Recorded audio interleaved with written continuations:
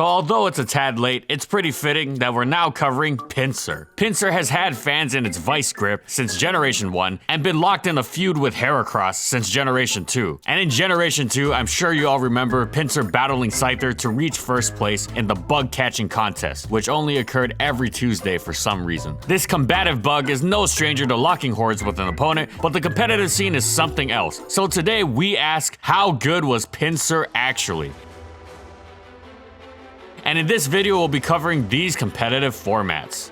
Pinsir is somewhat interesting in its debut generation because it has some semblance of a legitimate niche in an OU tier so competitive and exclusive that most things outside the proven dozen or so just aren't worth it. However, Pinsir does have some worth. A beefy attack stat alongside Swords Dance will always raise eyebrows, and Pinsir's got the speed to make use of it, as it outruns staples like Cloyster, Lapras, and Exeggutor. Now, it's not likely to sweep, with faster late game presences like Tauros, Zapdos, Starmie, and Alakazam stacking up to stand in its way, but it can very often blow a hole and a half in the opposing team, making it easier for its own teammates to pick up the pieces. Submission was a stronger option than Hyper Beam against Tauros, Snorlax, Chansey, Lapras, and Cloyster, while doing a massive chunk to Rhydon and Golem, whose Rock Slide did not KO in return, even with recoil factored in. But of course, Pinsir's low special was a hindrance in letting it set up. It was pretty much only safe against a freshly rested Snorlax, but someone looking for a niche yet effective way to soften the other team up could do a lot worse than that. It also tore up UU pretty hard, so there's that.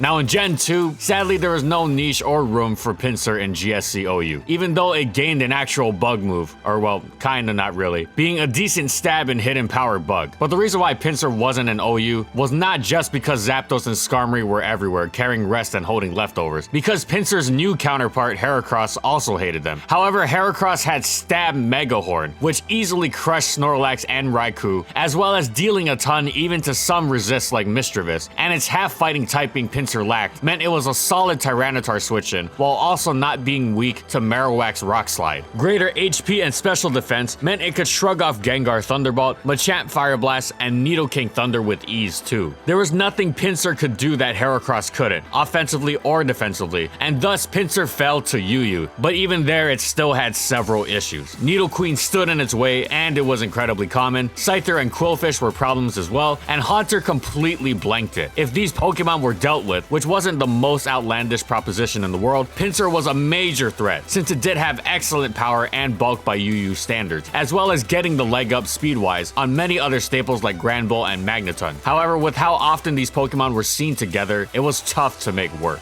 Heracross gaining usable fighting stab moves in Gen 3 meant Pinsir was even more outclassed. This time though, Pinsir was actually an excellent UU Pokemon. It gained Earthquake, Brick Break, and Rock Slide, which helped it either in its traditional function as a Swords Dancer, as a monstrously powerful hit and run choice bander. Bug Stab was highly appreciated in a metagame with Soul Rock, Lunatone, and Grumpig. Also, Pinsir's good defense was highly appreciated in a mostly physically offensive metagame, meaning that even if it couldn't pull off a sweep, it could certainly leave a mark. Gligar usually stood in its way, but a choice band return would turn the tables on it, as well as make sure Fearow wouldn't want to come in. Pinsir could also rock a Select either on its regular Swords Dance set, or on a variant with Flail alongside Endure or Substitute, to overcome its average speed and potentially end entire games. Of course, priority and lesson coverage could impede this, but nevertheless, it was a tremendous threat. It was a physical attacker that could beat you several different ways. Pinsir had depth to its game and was a definitive advanced underused Pokemon. Pinsir continued to be completely outclassed by Heracross, even in the 4th generation, especially now that the latter was neutral to Stealth Rock, while Pinsir suffered a weakness and thus was not seen at all in OU. And unfortunately, it wasn't even great in UU either. While it did have the nice niche of getting the jump on a plethora of great base 80s in the tier, like Venusaur and Blaziken, it also struggled to switch in safely, had nothing in the way of longevity between Stealth Rock and Life Orb, left much to be desired with regards to speed, and as such was revenge killed by quite a lot. Mold Breaker Earthquake for Weezing made it quite decent against common balance teams, but it wasn't consistent enough to see higher usage. It also had an anti-lead Stealth Rock set, which had nice matchups against Uxie and Mesprit, but was generally outdone by the overall more useful Scyther and its U-turn. Pinsir was niche to the point where it dropped to NU, and even there it still struggled thanks to Charizard's and Regirock's prominence, but it was one of the few Pokemon that truly scared Slowking away, and from there, with some prediction, it could at least bust a hole in the opponent. It wasn't a superstar, even by NU standards, but it was a solid Pokemon in the tier that would often perform well enough to justify a team slot.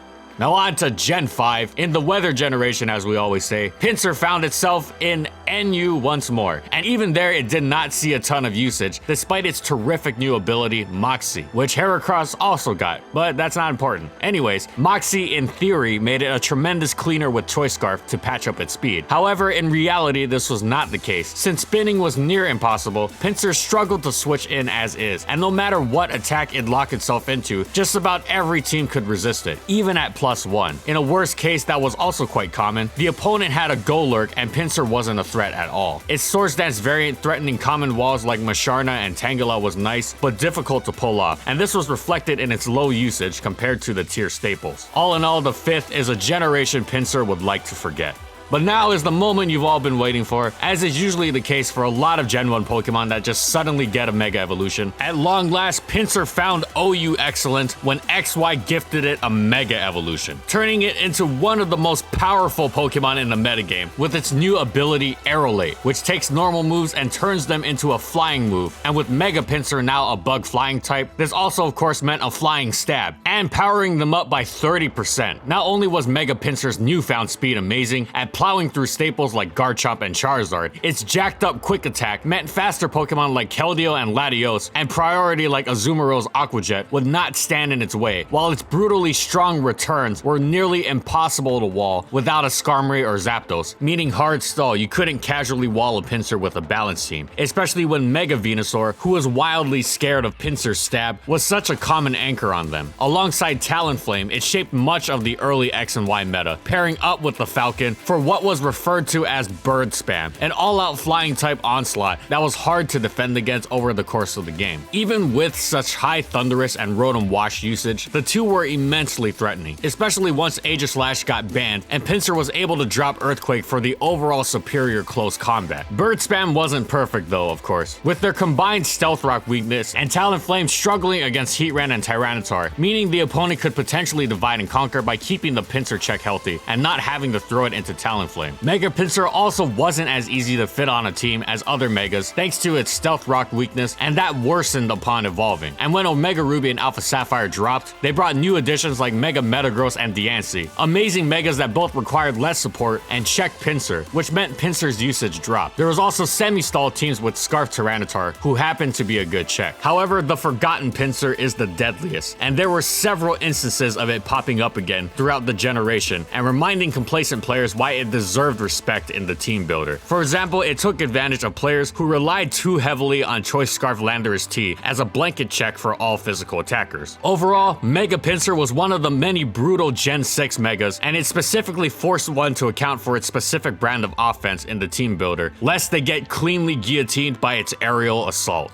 Now in Gen 6 VGC, of course with new Megas comes new incentives to try them out, but Pinsir wasn't exactly a flagship 2014 Mega, and for a good reason. Despite good speed and raw power, the omnipresence of Rock Slide in the format meant it usually found itself seriously threatened at every turn. Being completely helpless against Talonflame, Zapdos, and Aegislash was not appealing either. So with all of this, it didn't exactly provide a tangible enough reward to justify this level of risk, especially since it took up a Mega slot, unlike Talonflame, who fulfilled similar offensive functions while also having support options like Tailwind and having at least some recourse against the greater metagame. However, some trainers did like what Mega Pinsir did for their teams, namely John Steffen, who used it to reach 6 at the Salt Lake Regionals. And then on to 2015, unfortunately Oraz brought Mega Salamence, who was superior to Pinsir in just about every way and had the same ability, and was a huge presence in the metagame, which also took up a Mega slot. So yeah, Mega Salamence just completely outclasses Mega Pinsir. And of course, utterly dominated it one-on-one for good measure.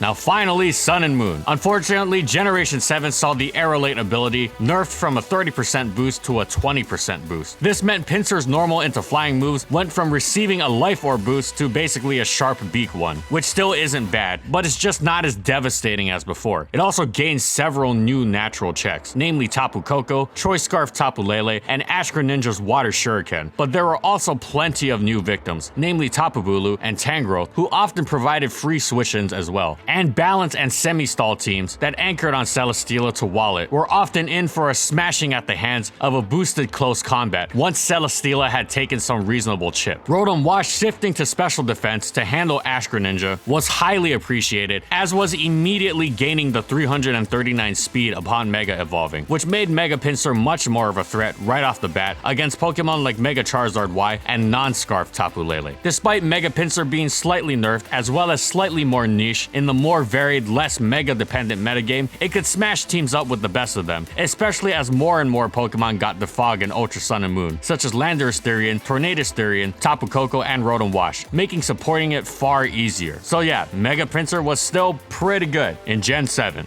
And that's it. So how good was Pinsir actually? Well, in the first 5 generations, it was a lower tier Pokemon, but of functioning quality. Then of course, upon receiving a Mega Evolution, it inspired fear with more than just its appearance, as it boasted some of the most immediately powerful attacks available despite the restrictions it demanded as team support. And despite the nerf to its power in Gen 7, it still remained quite a threat. Now sadly, it didn't do well in VGC, but as we all know, there are Pokemon who are good in singles, but really not good in VGC. But anyways, Pinsir is yet another prime example of how Mega Evolution can revitalize a Pokemon and launch it into successful territory. Thanks for watching, everyone, and as always, if you liked the video and you want to see more, be sure to subscribe to False Swipe Gaming for more weekly Pokemon content, and in the comments, I want to know, what do you think about competitive Pinsir? How would you improve it? How would you buff it? You think Aerial Light should go back to the way it was? Whatever it is, let me know in the comments. And to vote for the next Pokemon to be covered next week, go to the community tab and comment on the latest post there with the Pokemon that you want to be covered. And this post should go up around the same time or a little bit after this video is released. And of course, shout outs to our patrons for continued support of our videos, and thank you to everyone else watching as well.